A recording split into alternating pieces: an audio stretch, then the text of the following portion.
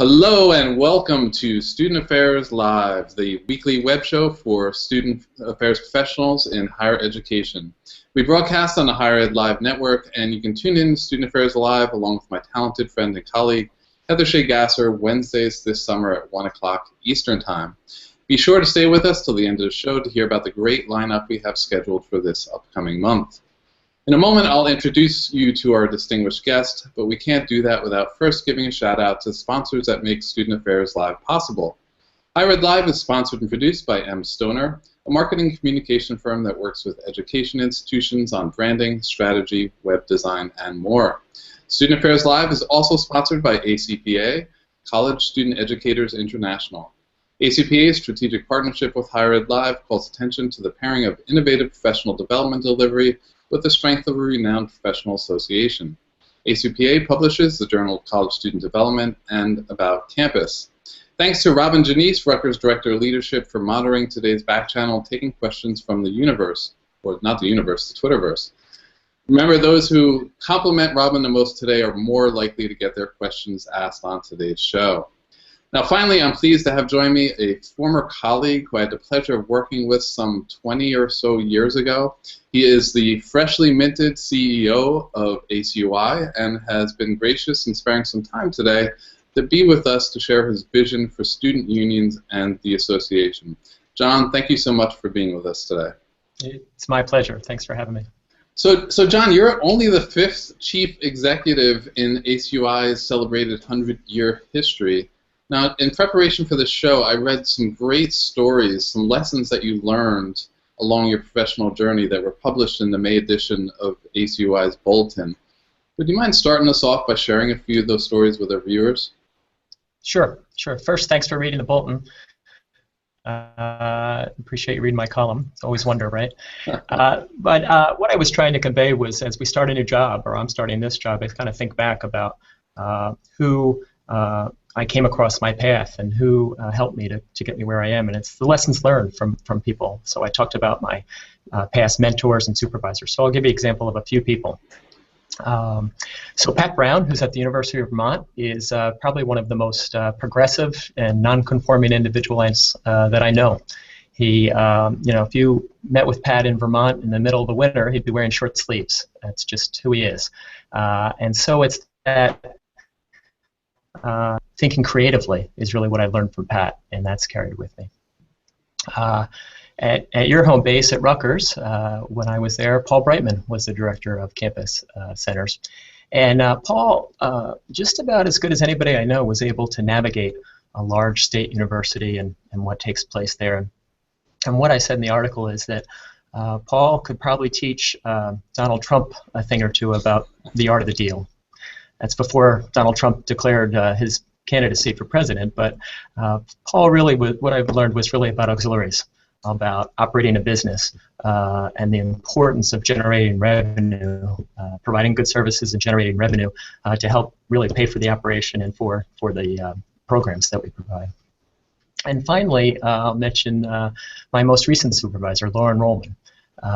Lauren's probably one of the smartest people I know, and is known in student unions, in college unions, known really for strategic thinking, which is a valuable skill we all need. But the other thing I learned from Lauren, he's very self-reflective, very much reflected on his leadership and how he could become a better leader. And again, another skill that I think we all should emulate. Great, thank you. You know, I've had the good fortune to speak over the years to a few CEO, executive directors from the alphabet soup of associations. And almost all of them told me to steer clear of a career in association management because of all the internal politics and the obstacles to do what they really thought was in the best long-term health of the association. So what led you to take on this role of CEO? Like, what were you thinking? What's your why, John?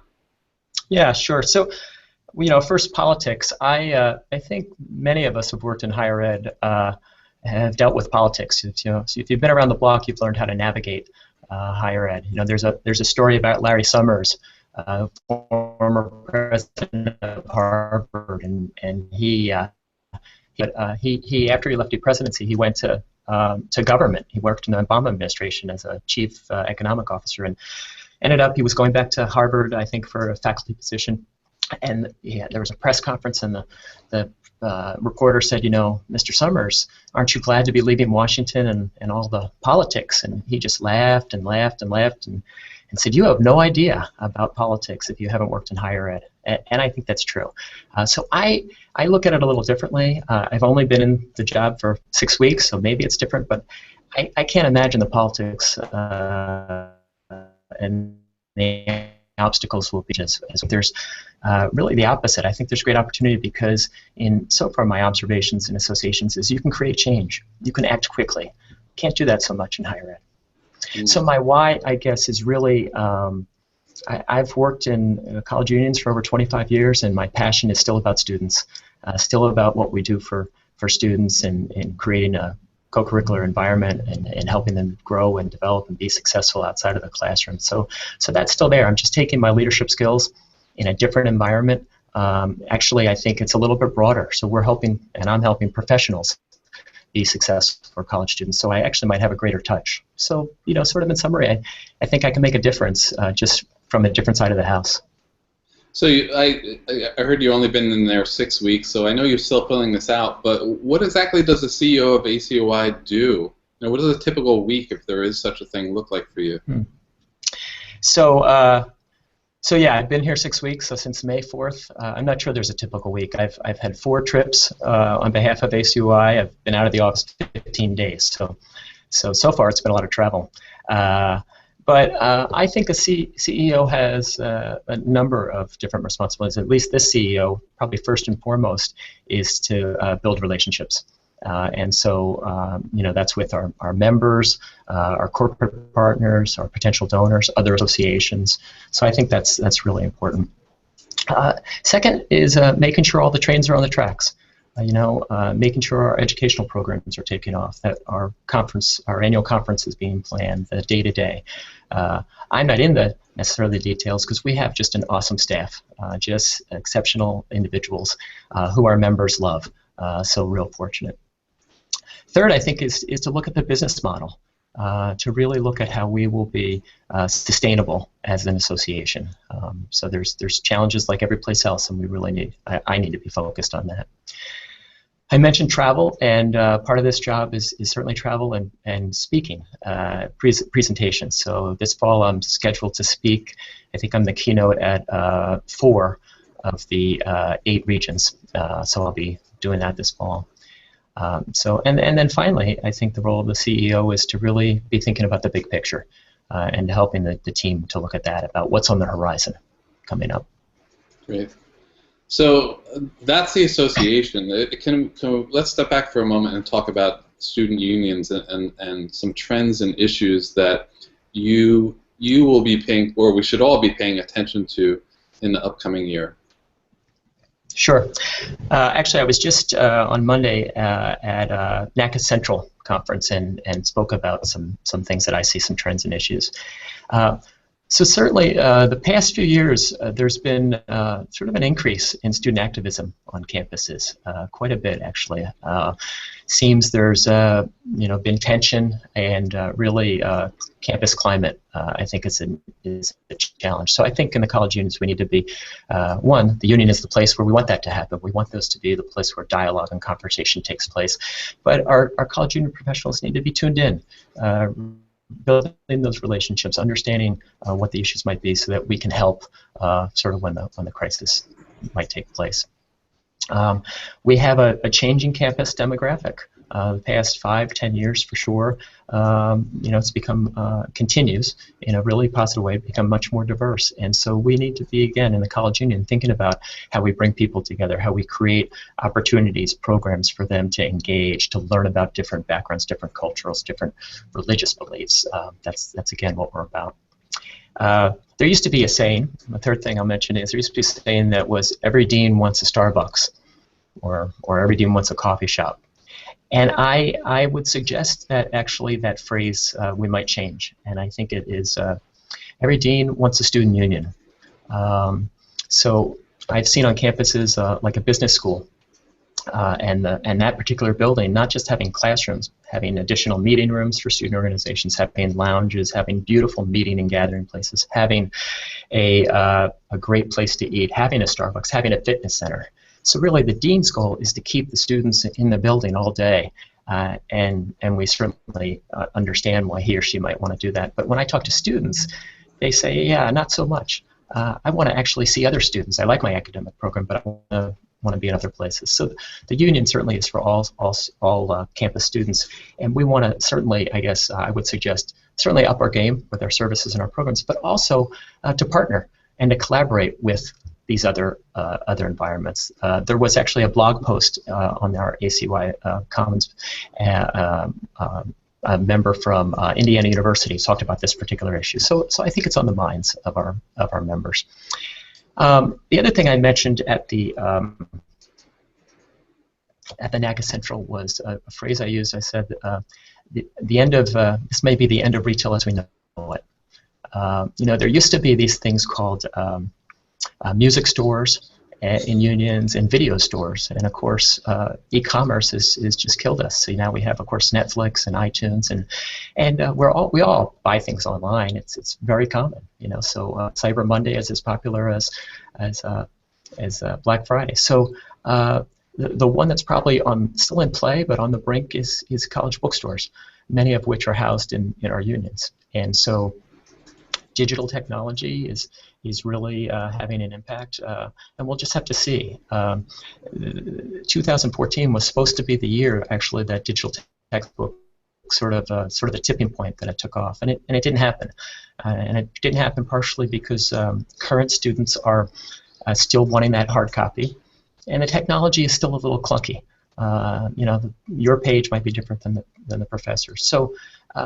So the question is just sort of how long. When at my previous institution, we actually took a look at this, and we actually visited the public school systems, about 5 of them, and we basically asked superintendents and curriculum directors, how are students using technology? What's happening? Because that's obviously the population we'll see in 5 or 10 years. And what we learned is they're using it pretty heavily.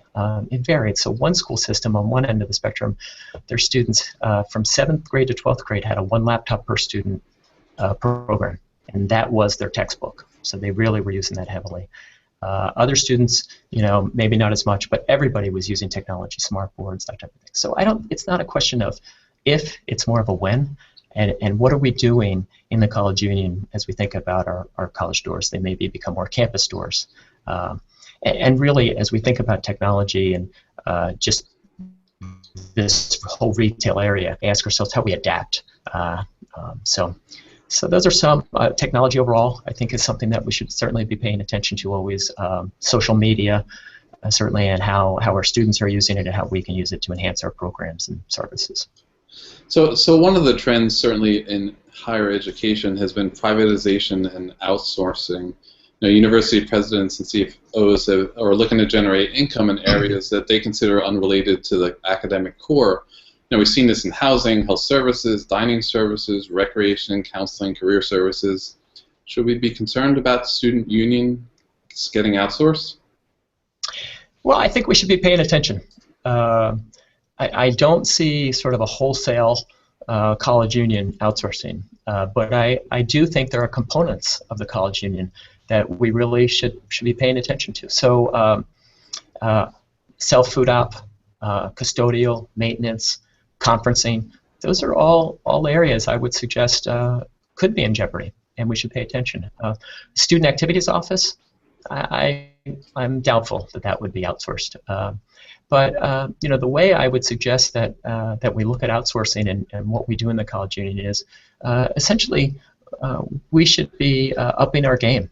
We should take on the idea of any one of our areas where it might be at risk to provide the best service that we can possible, and to measure it.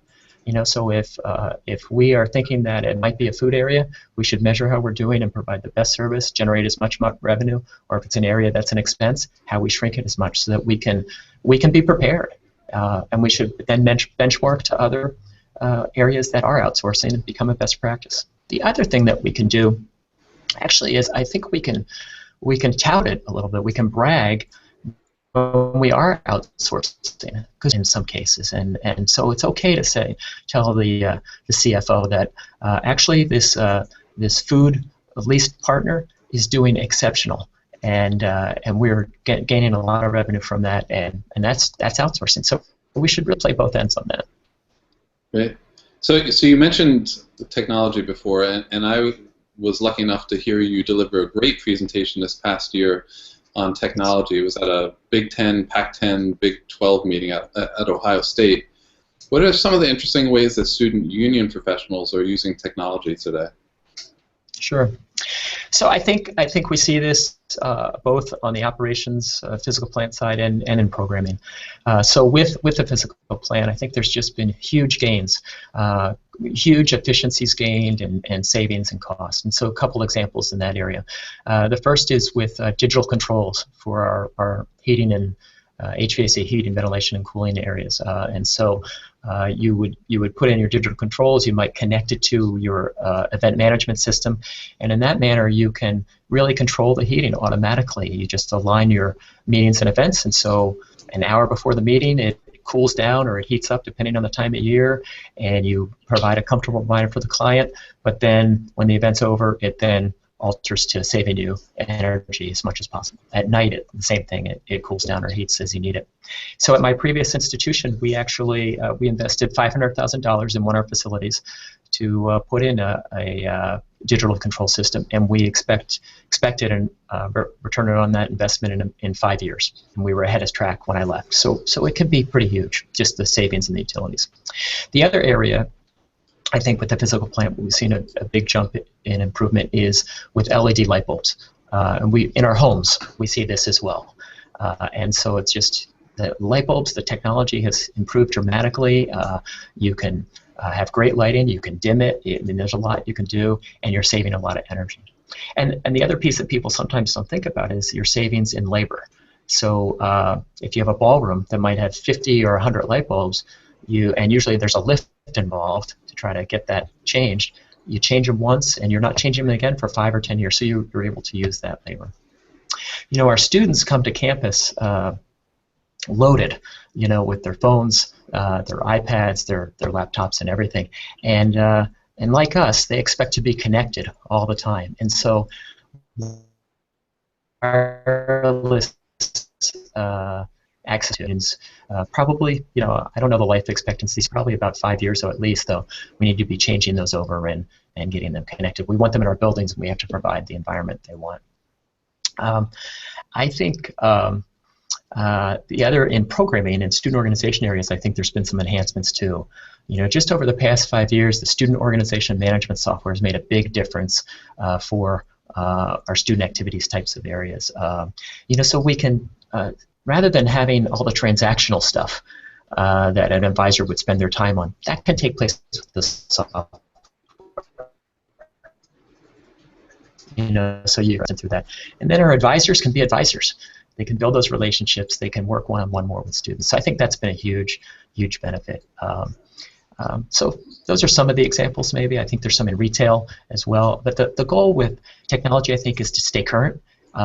It's really hard to do that, and sometimes we sort of have to pick and choose what we're going to invest in just based on funding. So again, I know you've only been there 6 weeks, but do you have any thoughts on how you can better incorporate technology into the operations of ACUI?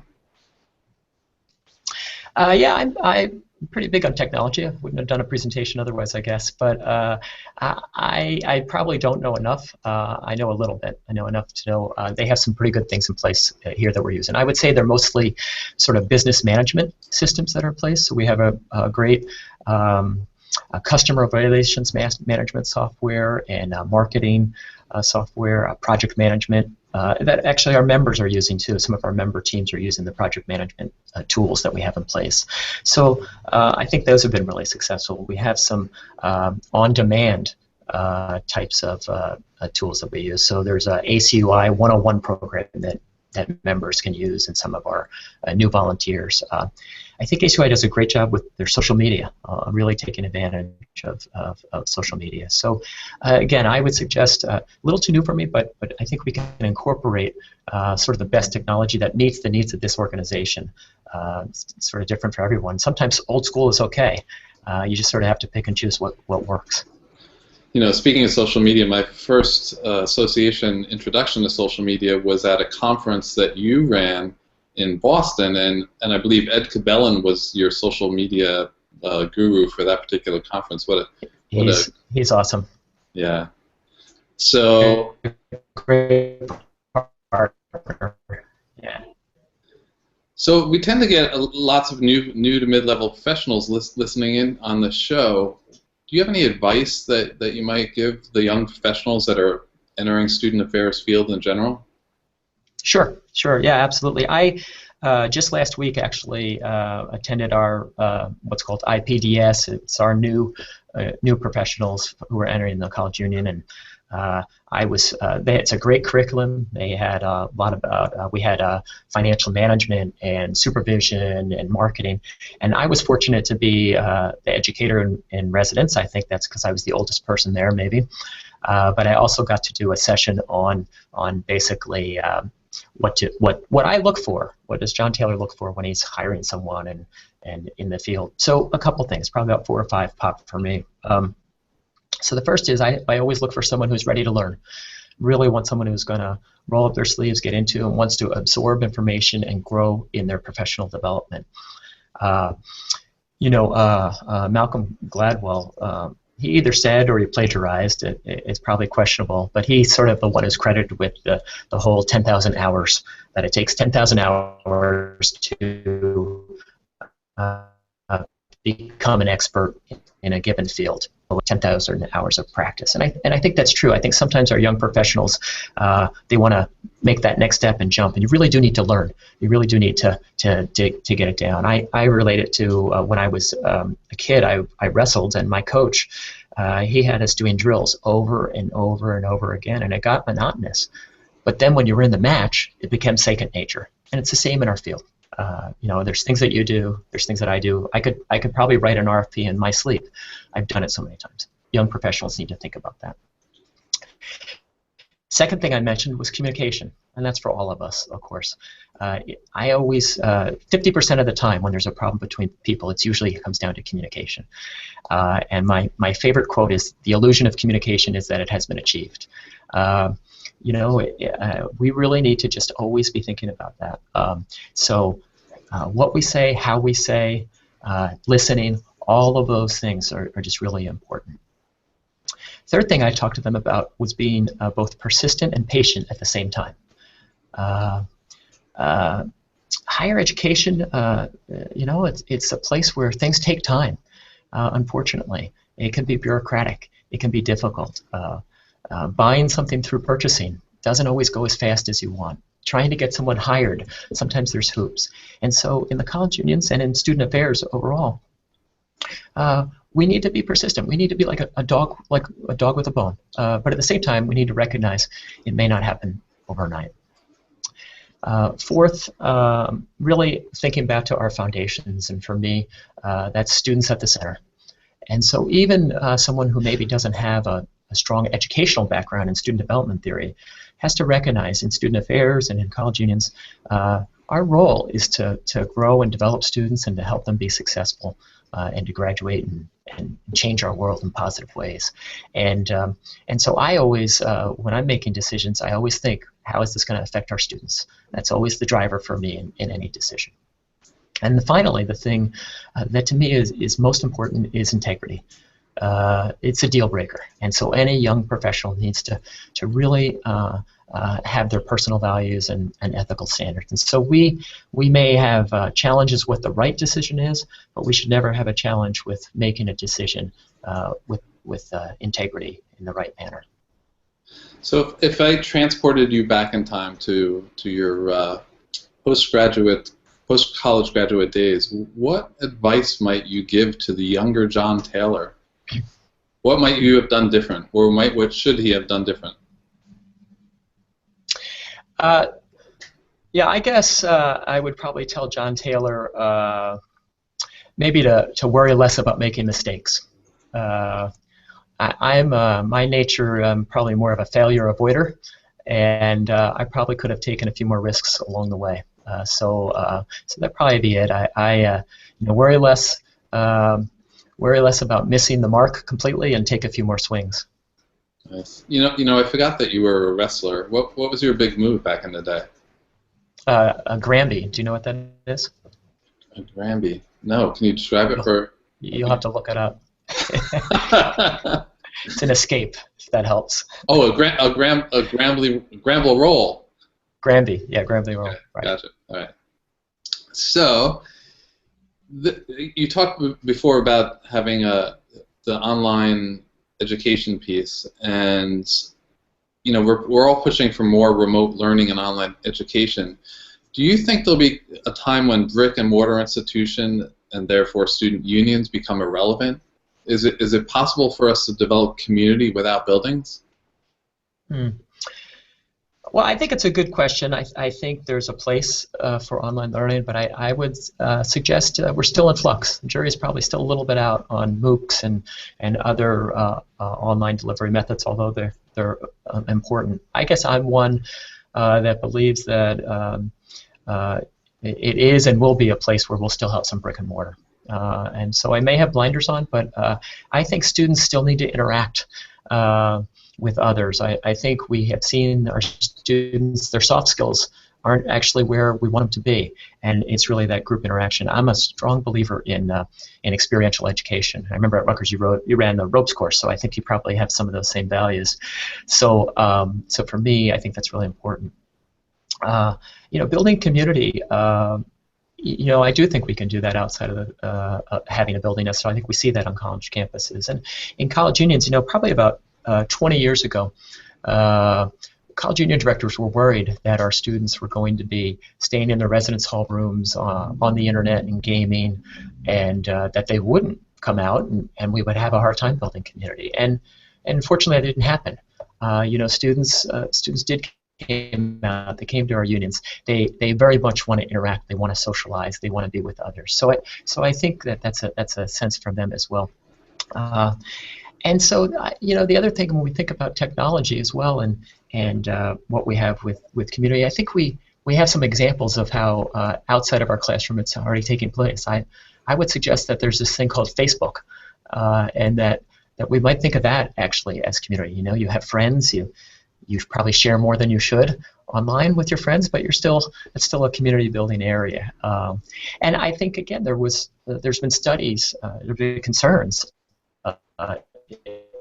probably in students would spend too much time in social networking and they wouldn't get engaged. And studies have shown that's not the case. Students that are more engaged in social media are also more involved on campus and in campus activities. So, in college unions, what we need to do is we need to think about how we take advantage of building community in the buildings that we have, but also through other avenues like online. Great. So everyone can Facebook friend you and check out your activity, right? Absolutely. See if there's a Granby roll in there, maybe. I'm totally gonna have to look it up and post it in the post log for Higher Ed Live. So I read that ACUI's Board of Trustees appointed a strategic development team to develop a 2-year comprehensive plan for the association that allows for adjustments and flexibility given today's fast-changing environment. I'm quoting from the report. Now, I know a draft plan will be presented at the July leadership team meeting to gather feedback. Can you give us a preview or some insights as to some of the conversations or recommendations? Sure. So the strategic planning group started before I was appointed CEO, and I've not been on that actual committee, but I certainly have a sense of some of the things that I expect are gonna surface, and so let me share some of that. I think membership will certainly be in that list, probably high in the list. We've had a slide, and we really need to look at where we're providing value to our members and how we can stabilize our membership and grow it. Hopefully, there's a lot of competition in higher education associations, so we want to provide services for our members. Diversity and inclusion will certainly be in the report, no doubt about that. We've looked at that quite a bit. We have area to grow, and so I think there's probably two sides to that. One is how we're providing support for our colleagues on college campuses, on our members, many of which, of course, that are are also have resources on their own campuses, but what can we do to enhance that? And also with our staff, what can we do to grow our staff in this area? It's so important to us, and with recruitment and other areas as well. I think we need. I expect to service also will be looking at our business model for our association. What that might entail. Can we do more? Can we be more entrepreneurial, or should we be more entrepreneurial? I guess is the first question. And then, if so, how? Our association finances, making sure we're stable in that area. Fundraising. Corporate partnerships would be a part of that. I think there'll be something about community building. We're at a different place in time. So what does community building look like on our college campuses, and how can ACUI support our members as we look at that? And finally, I think assessment and research will also be really important, and will surface in this. The language I think that's been used over the years in student affairs and certainly in the college union is to tell your story. And in ACUI we certainly can tell our story, but I think we need to do a better job of backing it up with data. There's a lot of criticism.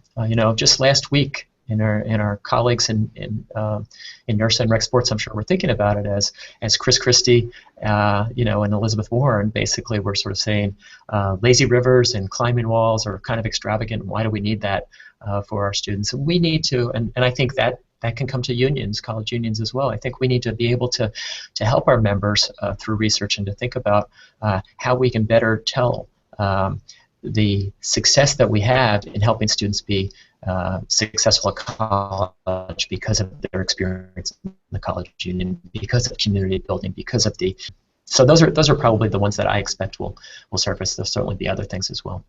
That's great. And you mentioned the organizational diversity efforts, and I did a show back in the fall with Marcia Herman-Betson, Elizabeth Beltramini, and Willie Banks about that topic, and really how I think ACUI has taken the lead in higher ed associations in that regard.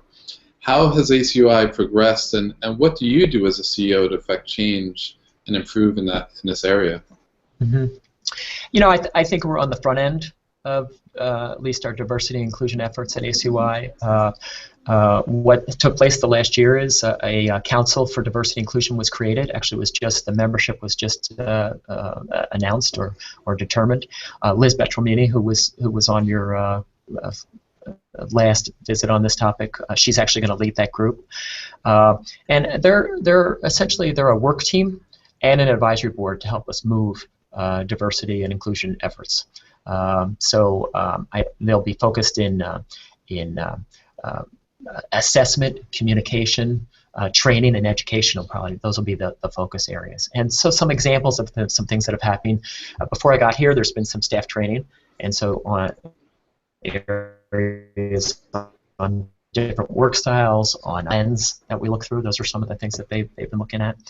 We've looked at intercultural proficiency and how that's one of our core competencies with ACUI, and how we really look at that and bringing that into our face-to-face seminars and workshops and that kind of stuff. So an example is 2 weeks ago we partnered on a facilities managers seminar at Virginia Tech, and one of the key focus areas was about accessibility.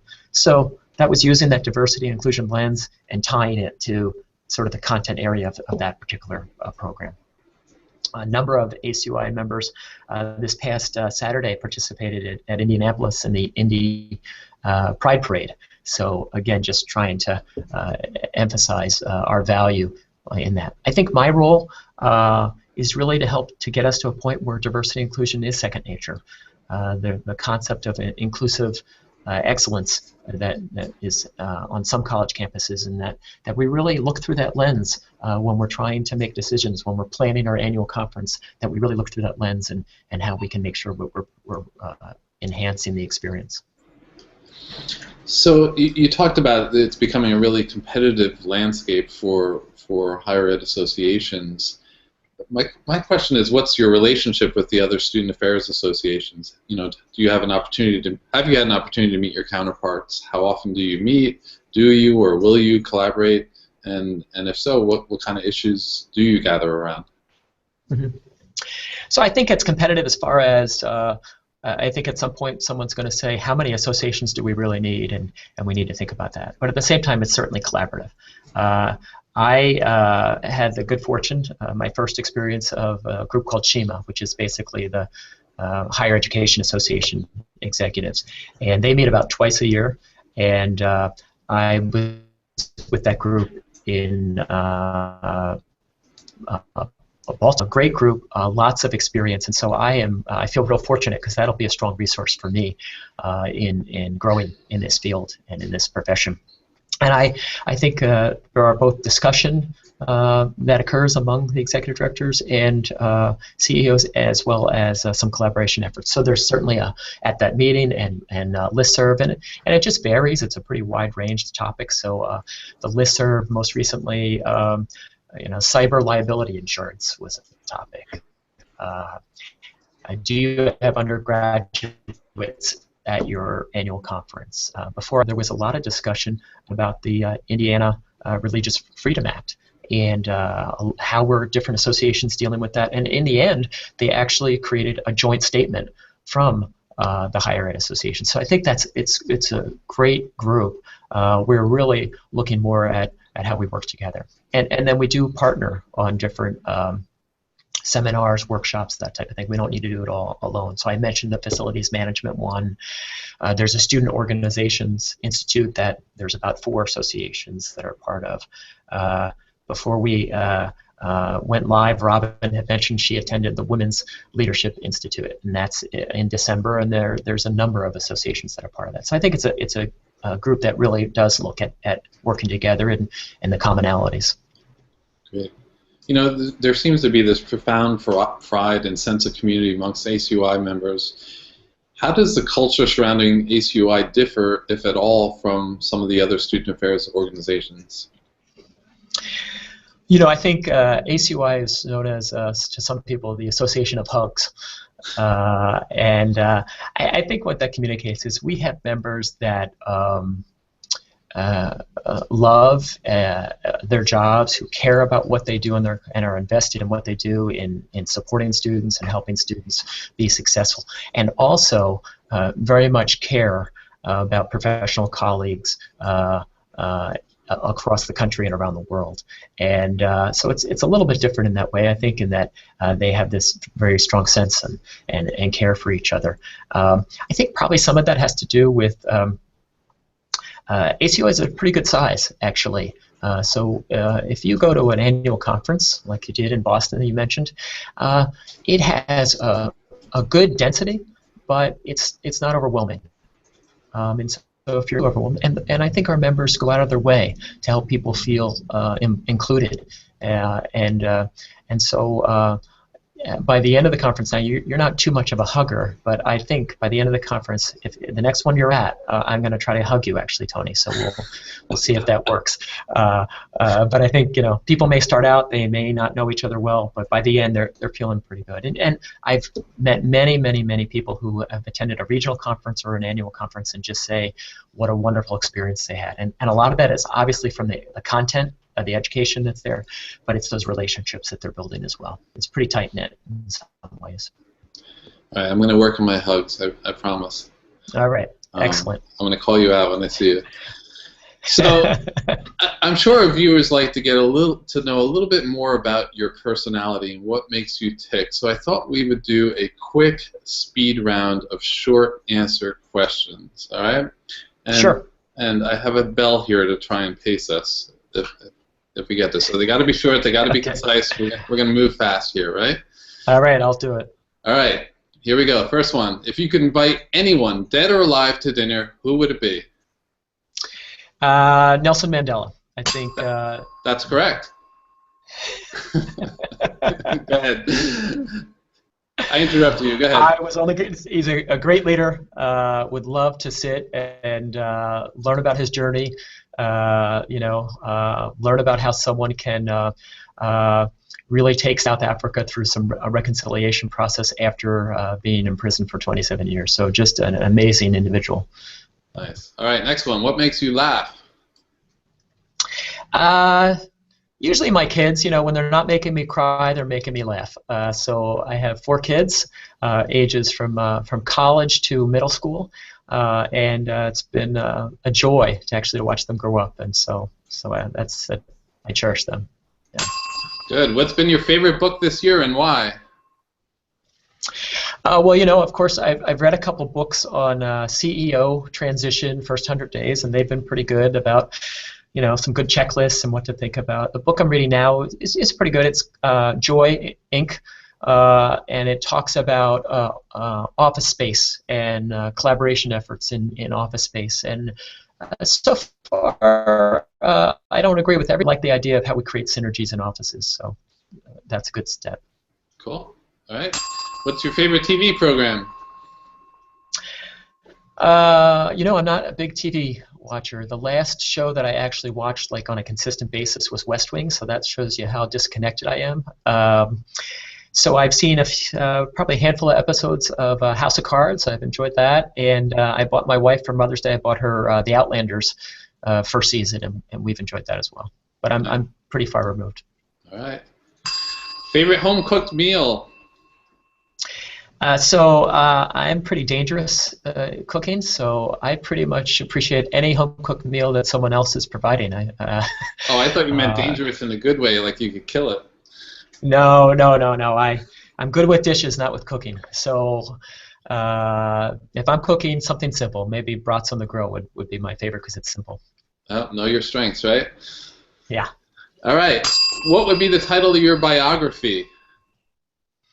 Probably something like persistence towards success or something like that, or for success.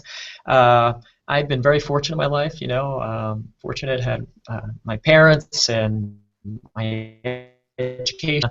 Had a personal fortunate life, but I've also been persistent to reaching some goals, and so, for example, I don't think you need to be the smartest person in the world to get your doctorate, but you do need to be persistent. So that'd probably be what I'd focus on. Great. Have you ever been told that you look like someone famous, and if yes, who? Yeah, growing up, I was told I looked like Tommy Bradford from Eight Is Enough, or Willie Ames. Is his real name, and so a younger generation might have met. I think he was in Charles and Company, but Tommy Bradford. Wow, loved Eight Is Enough. That's a great show. All right, who was your childhood hero? I don't know who stands out. Maybe if it's imaginary, maybe Captain Kirk on the Starship Enterprise, because he was very creative in solving problems, but. A live person, maybe Dan Gable or Pele. They just were amazing athletes. Oh, were you a soccer player too? I was. Nice. Wrestling, soccer. All right. Most dangerous, you said you're not a risk taker. Most dangerous thing you've ever done? I think maybe going on Higher Ed Live. I think that's probably been pretty dangerous. I would agree. My first appearance was... it's still scary. All right, and last question. If you had a superpower, what would you choose it to be? I would love to be able to be a time traveler. I was a history major, so I'd like to go back and see historical events. It'd probably be nice to maybe correct some mistakes along the path for me, but I would love that, yeah. Very good. All right, and Twitter followers, if you've got any speed round questions you want to throw out there, send them our way. We'll get you in before the show's over. So as we get toward the end of the show here, can you share with us a few of your short and long-term goals for the association? Yeah, I think you've heard some of the themes that I've mentioned, besides an initial building relationships, that type of thing. I think some of my goals match some of the strategic planning. So I think establishing a sustainable business model is probably first and foremost. We have been based on membership dues and conference, and we need more than that. We at how we can generate revenue different ways. So lots of organizations have to look at that. That's one for me. Growing the membership. as I mentioned, we've been on a slide, and I think there's a saying, if you've dug yourself a hole, the first thing to do is to stop digging. And so we need to sort of stabilize our membership and then think about where we can grow. So that's certainly a priority for me. Another is putting the I back in ACUI, really looking at international.